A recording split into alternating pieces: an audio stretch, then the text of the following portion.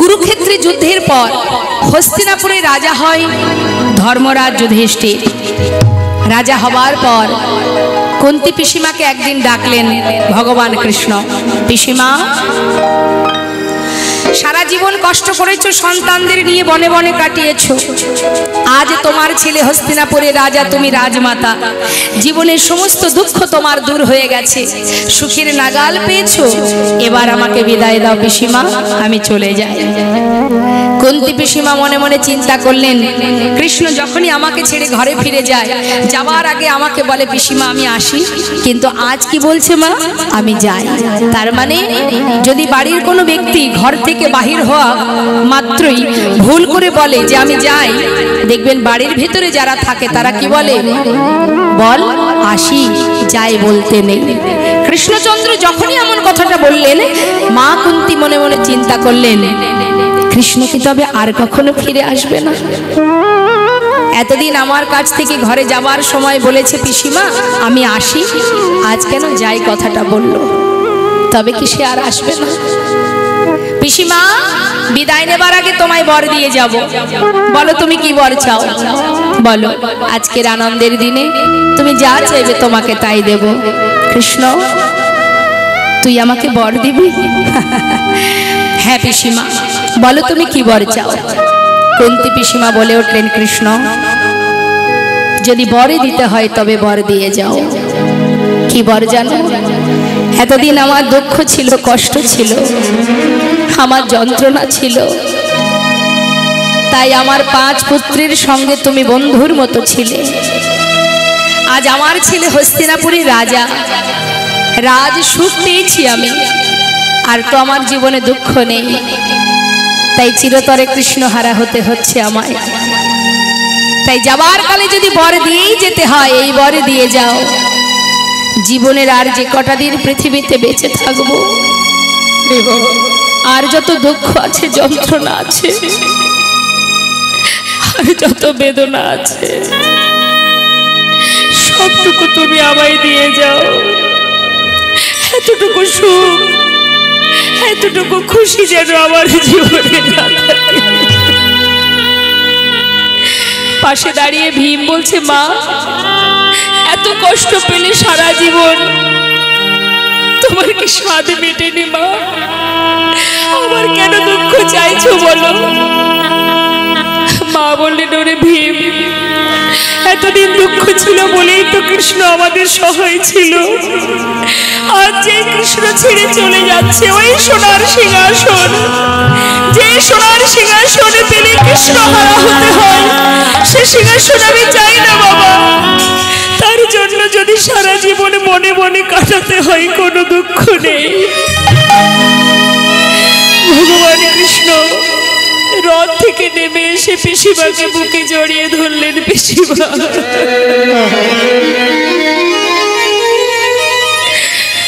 জীবনের এত কষ্ট পেয়েও তুমি আবার কেন দুঃখ চাও পিসিমা? এত ভালোবাসো তুমি আমায় পিসিমা, আমি তোমার ভালোবাসায় বাধা পড়ে গেলাম। যখনই তুমি স্মরণ করবে, আমি তোমার কাছে এসে ধরা দেব।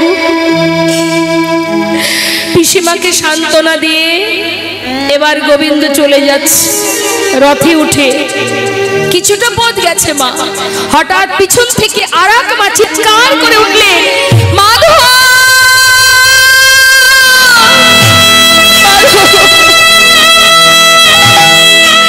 মাধব, একটিবার আমার দিকে চেয়ে দেখো, চেয়ে দেখো, তুমি আমাকে চিনতে পারছো? ভালো করে দেখো আমি কে। দেখো ভালো, আমি সেই মা, 1 নয় 2 নয়, শত পুত্রকে হারিয়েছি আমি, অভাগিনী জননী গান্ধারী। যাবার আগে একটা কথা শুনে যাও, তুমি যদি না চাইতে এই যুদ্ধ হতো না। তুমি আমার সন্তানদের প্রাণে মেরেছো, বংশে বাতি দেওয়ার মতো একটা প্রদীপ বাঁচিয়ে রাখুনি। তুমি চেয়েছো কাঙাল করেছো। আজ আমি সুবল কন্যা, আজ আমি তোমায় অভিশাপ দিচ্ছি। যেমন করে কুরু বংশ ধ্বংস হয়ে গেছে, তেমন তোমার যদু বংশ ধ্বংস হয়ে যাবে। একটা দিন বেঁচে থাকবে না, আর তোমারও মৃত্যু হবে এক বেদের হাতে।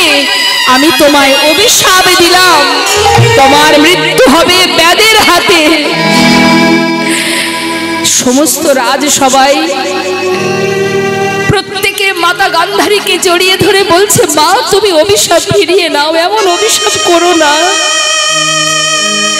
মাতা গান্ধারী ধুলাই লুটিয়ে সন্তানদের কথা মনে করে চিৎকার করে কাঁদছে।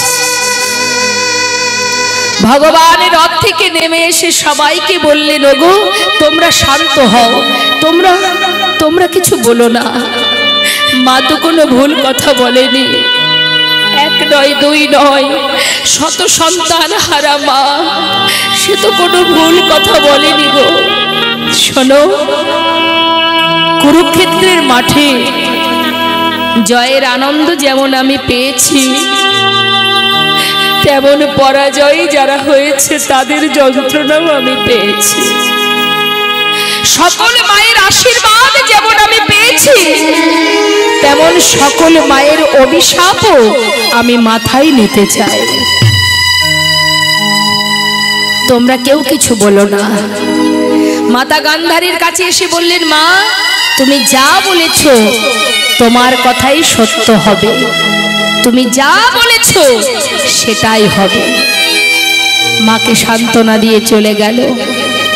যদুবংশ দেখতে দেখতে 56 কোটি যদুবংশ, তারা একটু একটু করে বড় হতে হতে যখন যৌবন বয়স, তখন তারা এতটাই উদ্ধত্ত হলো, তারা সবাই ধরাকে সরা জ্ঞান করে, গুরুজনকে সম্মান করে না। এই 56 কোটি যদুবংশ যত সন্তান, তার মধ্যে একটি সন্তানের দেখতে অনেকটা মেয়েদের মতো। সেই মেয়েদের মতো দেখতে বলে তাকে সুন্দর করে কাপড় পরিয়ে পেটের উপরে একটা কড়া বেঁধে জঙ্গলে যে সকল মুনি ঋষিরা যুগ যুগ ধরে সাধনা করে সেইখানে নিয়ে গিয়ে অন্যান্য শিশুরা জিজ্ঞাসা করছে, এই যে অমনিবা, তোমরা তো যুগ যুগ ধরে সাধনা করছো, বলতে পারো এর গর্ভে কে জন্ম নেবে? মুনিরা কিন্তু ধ্যানে মগ্ন মা, তারা সব জানে ভূত ভবিষ্যৎ বর্তমান। তথাপিও বারবার সেই সন্তানদের শিশুদের বলছে, দেখ বালক, তোরা ঘরে ফিরে যা, আমাদেরকে এইভাবে বিরক্ত করিস না।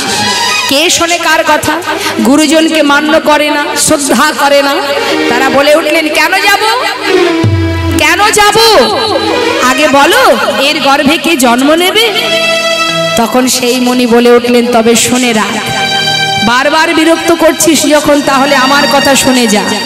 এর গর্ভে যে জন্ম নেবে তার হাত দিয়ে তোদের এই 56 কোটি যদুবংশ ধ্বংস হয়ে যাবে। শোনা মাত্রই সবাই মিলে ঘরে ফিরে গেল। দেখতে দেখতে যে রমণী, মানে যে ছেলেটিকে মেয়ে সাজিয়ে কড়া বেঁধে নিয়ে গিয়েছিলেন, তার সেই যে কড়াটা ফাল হয়ে প্রসবিত হলো। ওই ছেলেটির নাম হচ্ছে শাম্ভ। এখন সেই যে ফালটি নিয়ে তাড়াতাড়ি করে গোবিন্দের কাছে এলো, পিতা এই দেখো এই ফালটা আমরা পেয়েছি, এই ফালটা কি করব? ভগবান কৃষ্ণ আমার সেই ফালটা দেখে তার মনে পড়ে গেল পুরবের কথা। বললেন, দেখো তোমরা এক কাজ করো, এই ফালটা নিয়ে ওই প্রভাস নদীর তীরে যে পাথর আছে, পাথরে ঘষে ঘষে এটাকে শেষ করে দাও। সবাই মিলে ছুটলেন নদীর ধারে, পাথরে ঘষছে ফালটা, যত ঘষছে তত ফেনা বাহির হচ্ছে, আর ফেনাগুলো মা নদীর ধার দিয়ে দিয়ে যাচ্ছে, আর যত নদীর ধার দিয়ে ফেনা যাচ্ছে তত নল খাগড়ার গাছ তৈরি হচ্ছে। এইভাবে ঘষতে ঘষতে যখন আর এতটুকু বাকি আছে, চিন্তা করছে এটা দিয়ে আর কি হবে। সেটা নিয়ে বেশ ছোট্ট একটি ফাল, চিন্তা করছে এটা দিয়ে আর কিছু করতে পারবে না, সেটাকে জলের মধ্যে ছুঁড়ে ফেলে দিয়েছে। আর যেই না ফেলে দিয়েছে, সেই যে ছোট্ট ফালটি গিলে খেয়েছে কে? রাঘব বোয়াল বলে একটি মাছ। এখন যারা ব্যাদ, যারা মাছ ধরে, আহা, যারা ধীবর মানে মাছ ধরে যারা, তাদেরকে বলা হয় ধীবর।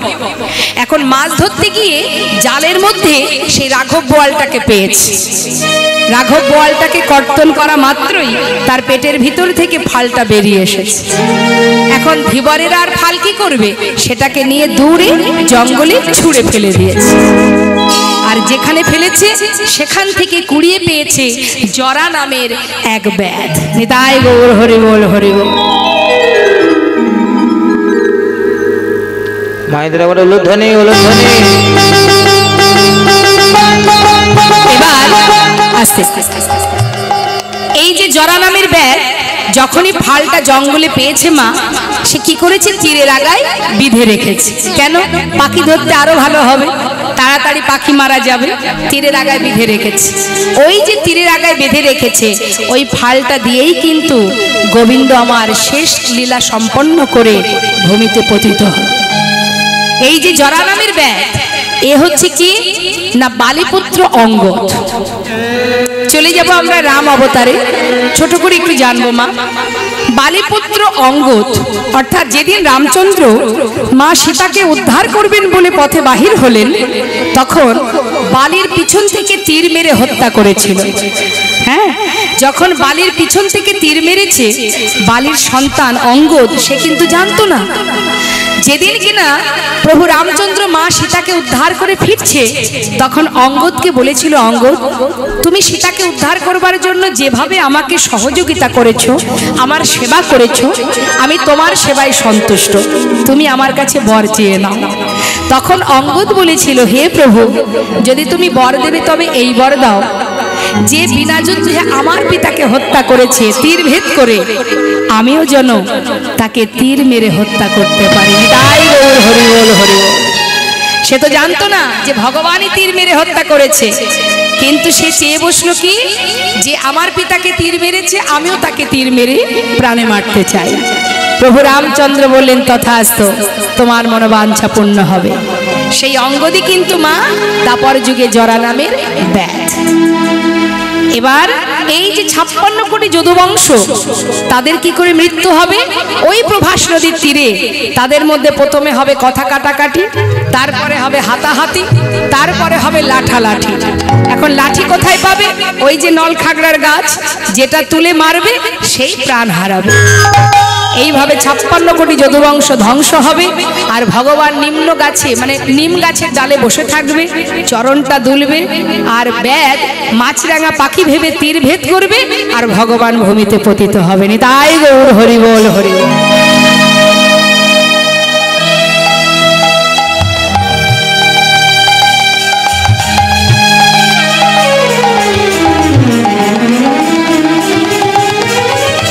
তো আমরা ছোট ছোট করে মূল বিষয়গুলো জানতে পারলাম। প্রভাস নদীর তীরে যজ্ঞ হওয়ার কারণটা কি? ভগবান যখন দ্বারকায় চলে যান, বৃন্দাবনের কেমন অবস্থা সেটা আমরা একটু শুনবো। কিভাবে শুনবো? একটা পদের মধ্যে দিয়ে। সবাই কৃষ্ণ হারা হয়ে, কৃষ্ণ শোকে সবাই কাতর। রাধারানী কি করছেন মা? চোখের জল দিয়ে সুন্দর করে মৃত্তিকা ভিজিয়ে, মৃত্তিকা মানে মাটি, মাটিটাকে চোখের জলে ভিজিয়ে কৃষ্ণ মূর্তি অঙ্কন করছে। তা ভগবান কৃষ্ণের মূর্তি আঁকছে, কেমন ভাবে আঁকছে আমরা শুনবো। হ্যাঁ, রাধারানী ছবি আঁকছে গোবিন্দের। কিভাবে? এখানে নিশ্চয়ই অনেকে আছে যারা চিত্র অঙ্কন করে, মানুষের ছবি আঁকে। আছে কেউ? একটু হাত তুলে দেখান। নিতাই গৌর হরি বল। বেশ,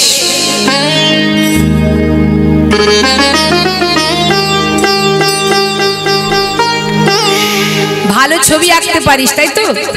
ছবি আঁকিস তো? মানুষের ছবি আঁকিস? আচ্ছা বল, যখন মানুষের ছবি আঁকতে হয় কোথা থেকে শুরু করতে হয়? মাথা থেকে না চরণ থেকে? ছবি আঁকার প্রথম শুরু কোথা থেকে হয়? মস্তক না চরণ? তাহলে হয় মস্তক থেকে শুরু করতে হবে, না হলে চরণ থেকে শুরু করতে হবে। কিন্তু পদাবলিতে আজকে একটু অন্য কথা বলছে বাবা। কি করছে মা?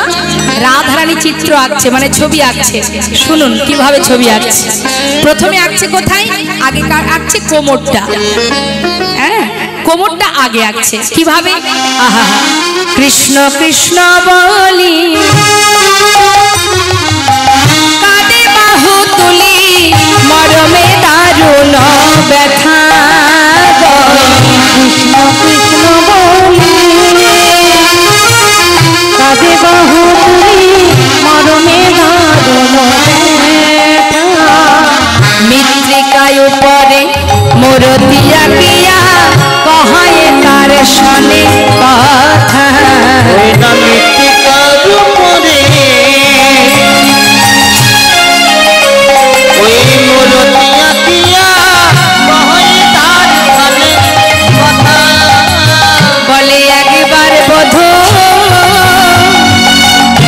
কথা বলো, একবার বধূ তুমি কথা বলো, ফিরে আসো কিবা নাইবা আসো। একবার বধূ কথা বলো, ফিরে আসো কিবা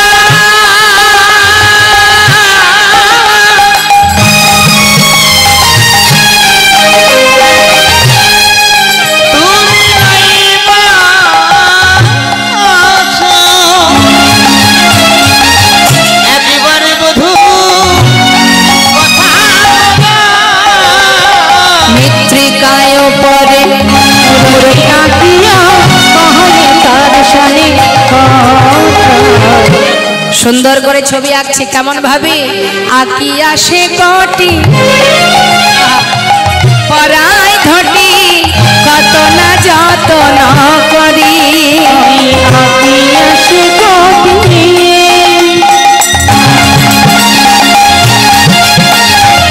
পরায় ধুতি কত না যতন করে। সুন্দর করে কোমরটা এঁকেছে, তাতে আবার ধটি বেঁধে দিয়েছে। এবার যখনই কোমরটা এঁকেছে মা, তারপরে কি এঁকেছে? হরি বল। নাভি সরোবর আকিল তারপর কত না যতন করি। নাভি সরব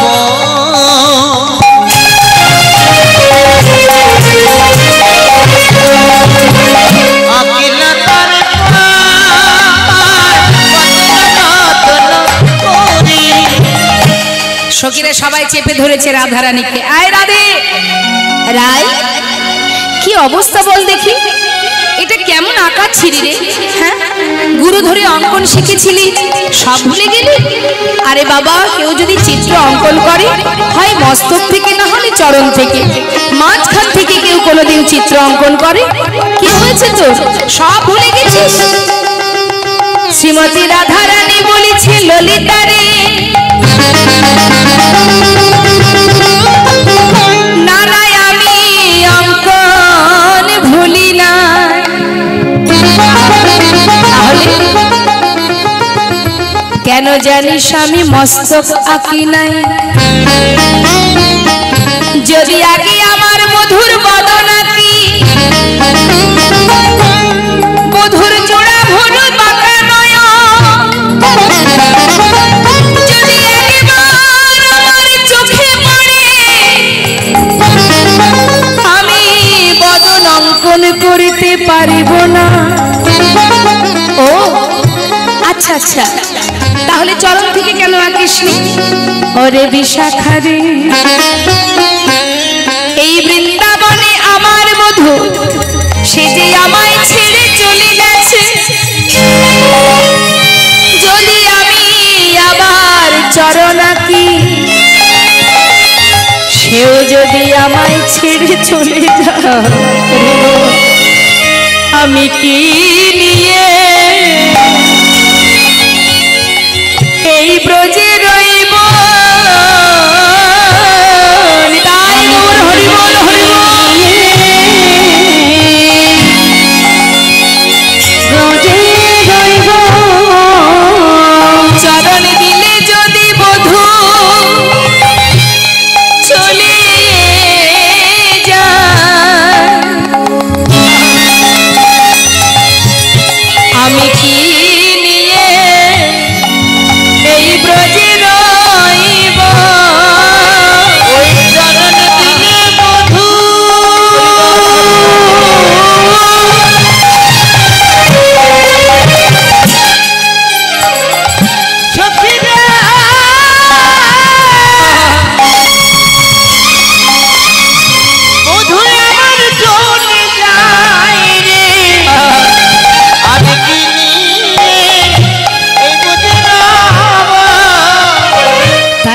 আমি চরণ আঁকি নাই। সখীরা বলে উঠবেন জয় রাধে রাধে রাধে। এমন প্রেম কয়জনা দিতে পারে রাই, এই জন্যই তো তুই হরিদাসী কৃষ্ণদাসী, তোর মতো করে এমন ভাবে কে বা ভালোবাসতে পারে। তারপরে এবার আঁকছে মা, কোন পর্যন্ত এঁকেছে? নাভি সরোবর, নাভি পর্যন্ত আঁকার পর এবার উপরে উঠছে। কি এঁকেছে? বাহু দুটি আঁকি, দেখো ছল ছল আঁকি, অগ বাঁশিটি দিল সেই করে। ওই বাহু দুটি আঁকি,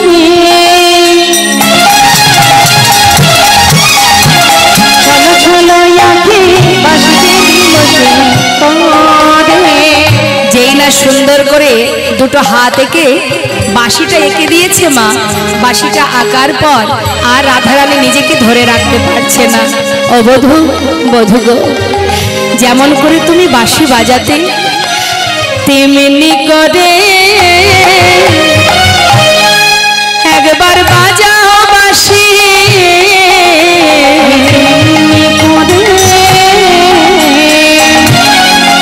একবার বাজাও বাঁশি, যে বাঁশি শুনে ও বাবা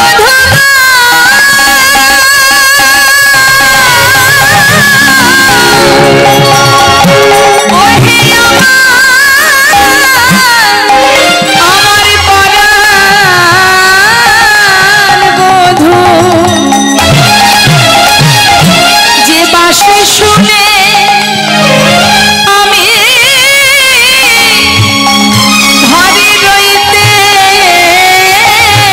নারী, তেমনি করে বাজাও বাঁশি। যে বাঁশি শুনে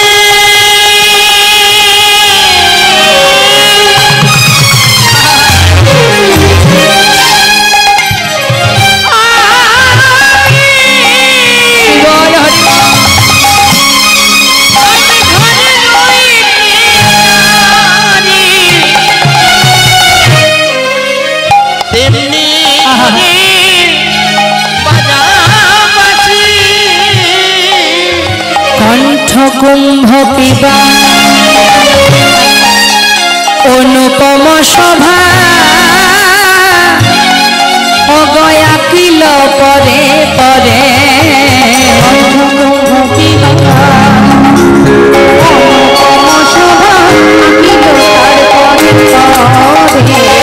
জয় নিতাই।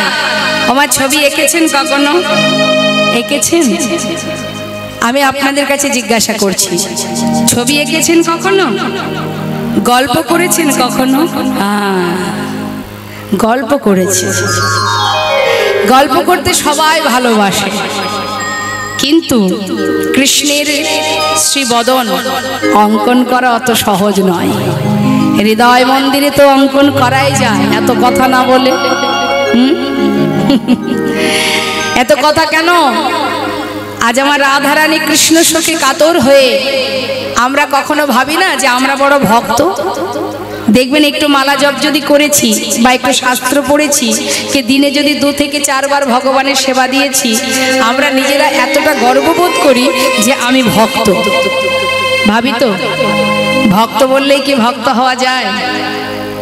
অত সহজ নয়। শান্ত হয়ে চিত্ত নিবেশ করে স্থির হয়ে মনোযোগ সহকারে আস্বাদন করতে হবে। মহাজনের পদ পদাবলী না থাকলে আমরা বৃন্দাবনে গোবিন্দ কি কি লীলা করেছিল, কিভাবে করেছিল, আমরা কেউ জানতে পারতাম না। তিনি জানালেন, গৌরহরি জানালেন, তাই জেনেছি। না হলে কি করে জানবো গোবিন্দ কি লীলা করেছে বৃন্দাবনে? সে তো দাপরের ঘটনা, আমরা তো কলির জীব। জানালো কে? এই সকল মহাজন যারা গৌরহরির পার্ষদ, গৌরহরির সাথে থেকে গৌরহরি মুখে বলেছেন আর পদাবলী করেছেন। সেই কারণেই আমরা রাধা গোবিন্দকে চিনেছি, জেনেছি।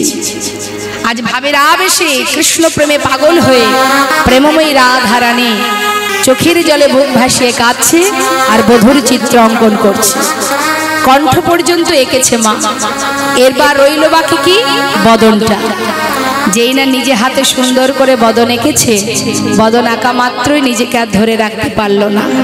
সেই বদনের উপরে নিজের বদনটা রেখে চোখের জলে বধূর বদন ধুইয়ে দিচ্ছে। মুখে মুখ দিয়া কাঁদিয়া কাঁদিয়া কহে তার সনে কথা। মুখে মুখ দিয়া কাঁদিয়া কাঁদিয়া কহে তার সনে কথা।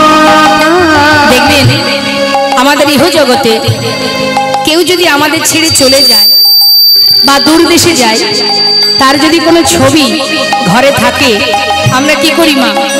সেটাকে একবার বুকের মধ্যে জড়িয়ে ধরি। যদি ভালোবাসার ধন হয় বুকে জড়িয়ে ধরবো, একবার বদনে চুম্বন করব, একবার মুখে ছোঁয়াবো, তাই না? এটা হচ্ছে ভালোবাসা। জাগতিক জগতে সন্তান, আত্মীয় পরিজন, স্ত্রী পুত্র, এগুলো ভগবান কেন দিয়েছেন? এখান থেকে ভালোবাসাকে শেখো, কিভাবে ভালোবাসতে হয়। এখান থেকে যখনই তুমি ভালোবাসা অভ্যাস করতে পারবে, তখনই তুমি গোবিন্দকে ভালোবাসতে পারবে।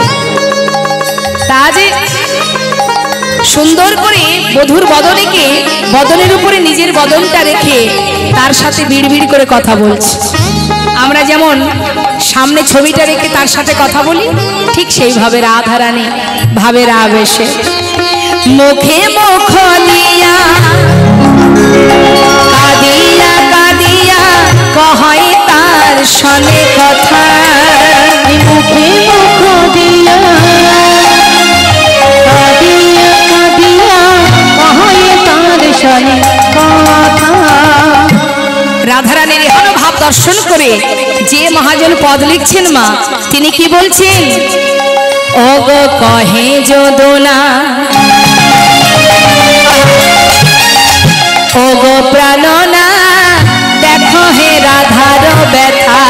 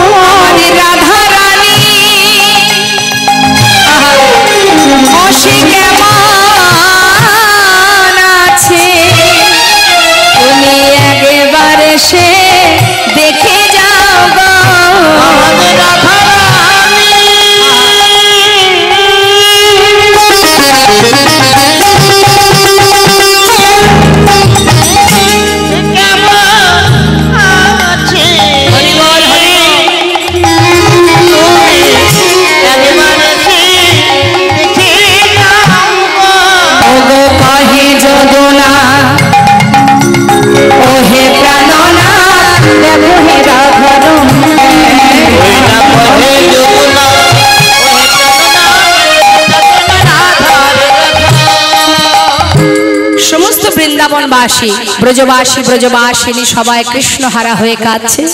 রাখালগণ বনে যায় না, গাভীগণ তৃণ সেবা করে না। মা যশোমতী সন্তান হারা হয়ে ক্ষণে চৈতন্য ক্ষণে অচৈতন্য। রাধারানী কৃষ্ণ কৃষ্ণ বলে পাগলিনীর ন্যায় বৃন্দাবনের পথে পথে ঘোরে। এহন অবস্থা বৃন্দাবনে। হঠাৎ দেবর্ষি নারদ, তার মনে হলো যাই, বহুদিন হয়ে গেল সাধু সঙ্গ করিনি, একবার বৃন্দাবনে গিয়ে সাধু সঙ্গ করে আসি। এই ভেবে দেবর্ষি নারদ তিনি মনের আনন্দে, আমার দেবর্ষি নারদের বাহন কি বলুন তো? ঢেকি। এখন দেবর্ষি নারদ যাচ্ছে বৃন্দাবনে। কেন যাচ্ছে? সাধু সঙ্গ করবে। সাধু সঙ্গ করতে কার না ভালো লাগে, কি তাই তো? সাধু সঙ্গ, সাধু সঙ্গ সর্বশাস্ত্রে কয়, লব মাত্র সাধু সঙ্গে সর্বসিদ্ধি হয়। কেউ যদি লব মাত্র সাধু সঙ্গ করে, মানে একটুখানি সাধু সঙ্গ করলে তার সর্বসিদ্ধি হয়ে যায়। তার প্রমাণ ছোট করে একটু বলি শুনুন। এক গোবরে পোকা আর মৌমাছি, দুজনের মধ্যে খুব বন্ধুত্ব। এখন দুজনে বলা বলি করছে, বন্ধু এই বন্ধু, বলি তোর আমার বন্ধুত্ব বহুদিনের, কিন্তু আজ পর্যন্ত না তুই আমার বাড়িতে গিয়েছিস, আমি তোর বাড়িতে গিয়েছি। একদিন তো যাওয়াই যায়। হ্যাঁ নিশ্চয়ই যাওয়া যায়। কি গো মা, যাওয়া যায় তো? বন্ধুত্ব থাকলে তো হবে না, একটু তো বাড়িতে যাতায়াত করতে হবে। তা কে আগে যাবে? এখন গোবরে পোকা বলছে মৌমাছিকে, এই বন্ধু তুই আগে আমার বাড়ি চল। মৌমাছি চিন্তা করছে ওর বাড়িতে গেলে গোবরে পোকা কোথায় থাকে, গোবরে থাকে, তো চিন্তা করছে মৌমাছি আমি তো বাবা মধু পান করে জীবনটা কাটাই, এখন এই বন্ধুর বাড়িতে বন্ধুত্ব করতে যদি যেতে হয় তাহলে তো গোবর খেতে হয়, তার থেকে বাবা এক কাজ করি ওর বাড়িতে না গিয়ে ওকে আমার বাড়িতে নিয়ে যাই, সেটাই ভালো হবে। তা মৌমাছি বলছে বন্ধু তোর বাড়ি পরে যাব, তুই আগে আমার বাড়ি চল। গোবরে পোকা বলছে ঠিক আছে যাওয়া যাক।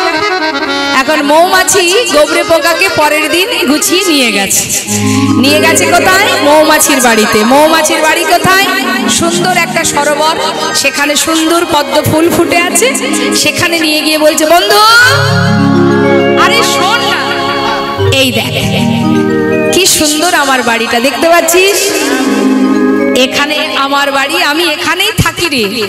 আর এই যে ফুলগুলো দেখছিস না, এই ফুলের মধ্যে যে মধু আছে, ওই মধু খেয়েই আমার দিন কাটে। তা নিয়ে তুই যখন আমার বাড়ি এসেছিস তাহলে তুই এক ফুলে বস আর আমি এক ফুলে বসে মধু খাই। এখন দুইজন দুই ফুলে বসেছে মা। গোবরে পোকা তো জীবনে মধু খায়নি, খেয়েছে, তার তো গোবর খাওয়া অভ্যাস, সে কি করে মধুর স্বাদ বুঝবে গো? এখন বসেছে মধুর ফুলের মধ্যে বসে মধু পান করছে। এখন কিছুক্ষণ পর মৌমাছি জিজ্ঞাসা করছে বন্ধু, বন্ধু বলি মধু খাচ্ছ তো, মধু পান করছো, ভালো লাগবে? বলছি যে মধু ভালো লাগছে তো? ভালো লাগছে না?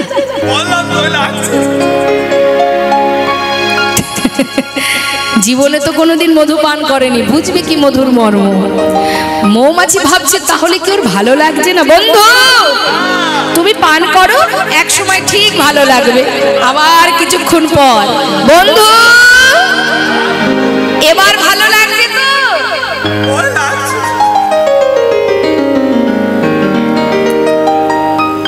কি ব্যাপারটা, কেমন লাগছে? ভালো লাগছে না? আচ্ছা কেমন লাগছে বলো তো? খানিকটা গোবর গোবর, আচ্ছা মধু তো মধুই হয়, তার মধ্যে আবার গোবর এলো কোথা থেকে? আচ্ছা বন্ধু তুমি যখন মধু পান করতে বসেছিলে তার আগে নিজের মুখটা ভালো করে ধুয়েছিলে?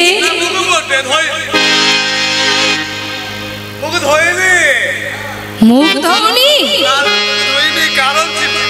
কেন?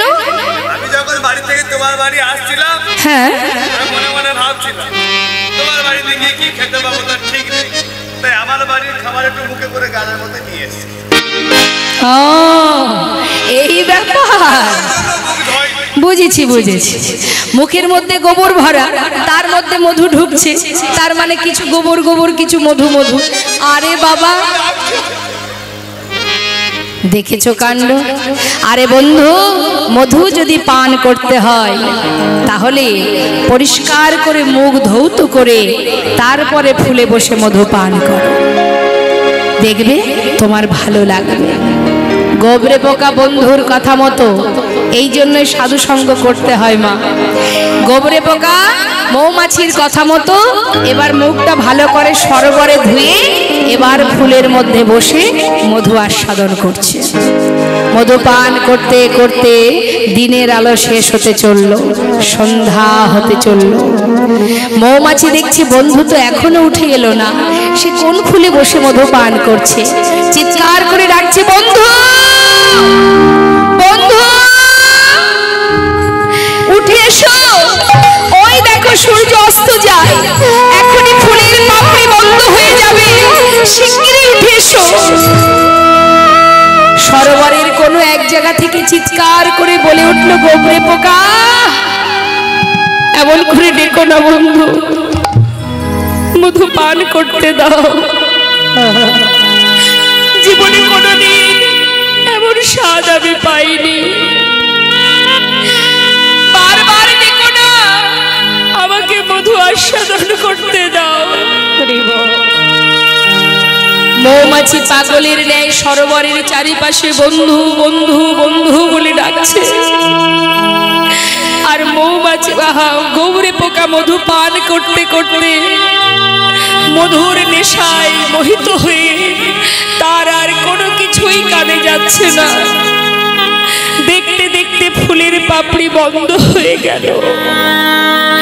সারা রাত মৌমাছি ওই সরোবরের তীরে একটা গাছের ডালে বসে এক দৃষ্টিতে সরোবরের দিকে চেয়ে আছে, কোথায় আছে আমার বন্ধু? এ কি হলো? মধু পান করতে নিয়ে এসে তবে কি বন্ধু চিরতরে হারিয়ে গেল? দূর থেকে সরোবরের দিকে চেয়ে আছে, কোথায় আছে বন্ধু, কোথায় আছে? সারা রাত অপেক্ষা করবার পর ভোর হতে না হতে মৌমাছি দেখছে একজন বৈষ্ণব ফুলের সাজি নিয়ে সরোবরে এসেছে ফুল তুলবার জন্য। সরোবরের ধারে এসে সমস্ত ফুলগুলো যখন তুলে নিল, মৌমাছি দূর থেকে তাকিয়ে সেই ফুলের সাজিতে ফুলগুলো দেখে কাঁদে আর বলে, বন্ধু জানি না বন্ধু আজ তোমার কোথায় গতি হবে। আজ যে বৈষ্ণব তোমাকে ফুলের সাজি করে নিয়ে যাচ্ছে, আজ যে তুমি সৌভাগ্যবান, না জানি তোমার ভাগ্যে আরো কি আছে। বৈষ্ণবের পাছু পাছু যাচ্ছে মৌমাছি, সে দেখতে চায় তার বন্ধুর কোথায় গতি হয়।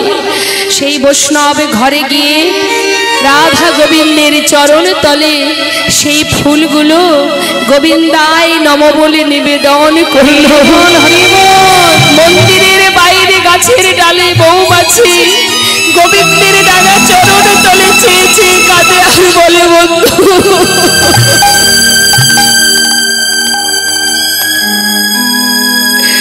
তুমি তো মুক্তি পেলে, উদ্ধার হয়ে গেলে।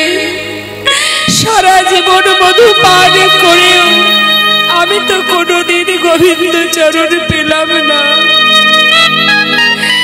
এক দৃষ্টিতে মন্দিরের বাইরে গাছের ডালে সারা রাত ওই মন্দিরে ভগবানের চরণের পানে নয়ন দিয়ে সারা রাত্রি মৌমাছির কেটে গেল।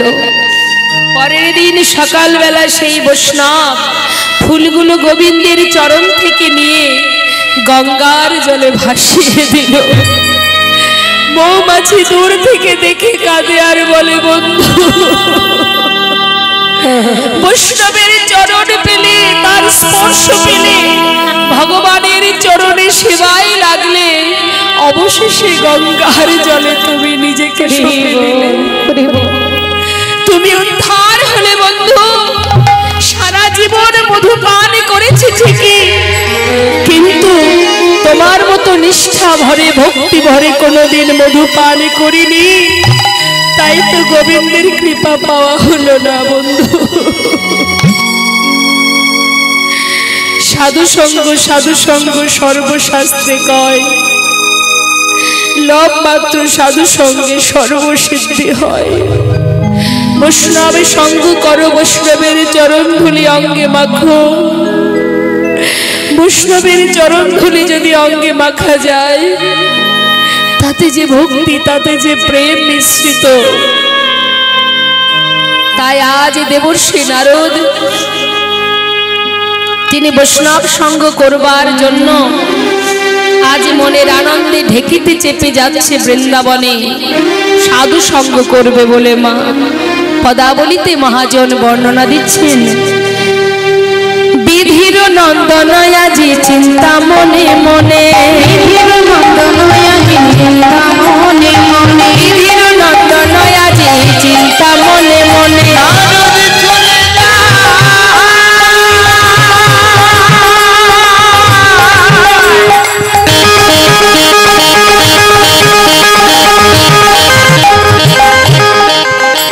ওই বৃন্দাবনের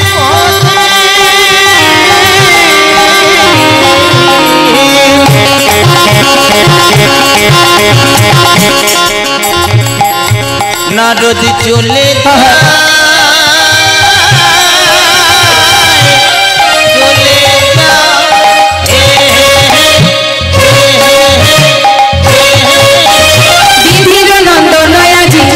মনে মনে রহু কৃষ্ণ ভক্ত হেরিব নয়নে, কৃষ্ণ ভক্ত হেরিব নয়নে, এত চিন্ত দেবী ঋষি ঢেকিতে চড়িয়া, এত চিন্ত দেবী ঋষি ঢেকিতে চড়িয়া, দেখিতে দেখিতে যায় উলসিত হইয়া, দেখিতে দেখিতে যাই উলসিত হইয়া, দেখিতে দেখিতে যায় উল্লসিত হইয়া, আনন্দ ধরে না, আনন্দ ধরে না, আনন্দ ধরে না, আনন্দ ধরে না, সাধু সঙ্গ পাবে বলে আনন্দ ধরে না, সাধু সঙ্গ পাবে বলে আনন্দ ধরে না, ভক্ত সঙ্গ করবে বলে আনন্দ ধরে না, ভক্ত সঙ্গ করবে বলে আনন্দ ধরে না, দেখিতে দেখিতে যায় উলসিত হইয়া, দেখিতে দেখিতে যায় উল্লসিত হইয়া, চারিদিকে দেখতে দেখতে ঢেকিতে চেপে দেবশ্রী নারদ বৃন্দাবনের দিকে যাচ্ছে।